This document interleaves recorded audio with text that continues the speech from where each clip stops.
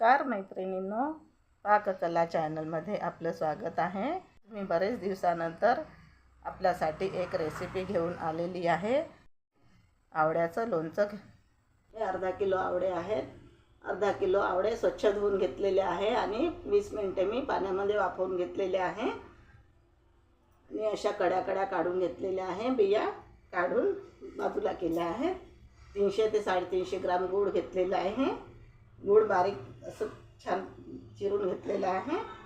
मिरे पावडर ह्या चमच्याने अर्धा चमचा घेतलेला आहे।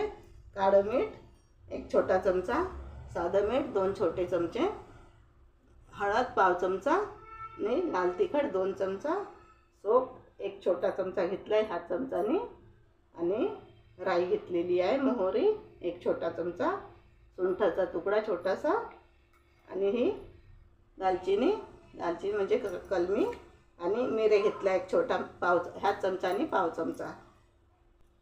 खलबत्त्यामध्ये ह्याची भरड करून घ्यायची आहे। पूर्ण अशी भरड करून घेतलेली आहे। मेथी मोहरी सुंठ वगैरे घेतलेलं तर थोडंसं 2-3 मिनिटे गरम करून भरड करून घेतलेली आहे। आता आपण लोणचं बनवायला घेऊया। आता हे आपण आवळे टाकून द्यायचे याच्यामध्ये आणि भरड टाकून द्यायची। गूळ, मिरे पावडर, काळं मीठ, साधं मीठ, हळद, लाल तिखट आता हे पूर्ण आता आवळ्यामध्ये मिक्स करून घ्यायचं आहे। आवळ्यामध्ये पूर्ण साहित्य मिक्स करून घेतलेलं आहे। आता हे आज मी रात्रभर असंच ठेवणार आहे। उद्या छान गूळ पूर्ण पातळ होऊन जाईल आणि मिठाचं सुद्धा पाणी सुटेल।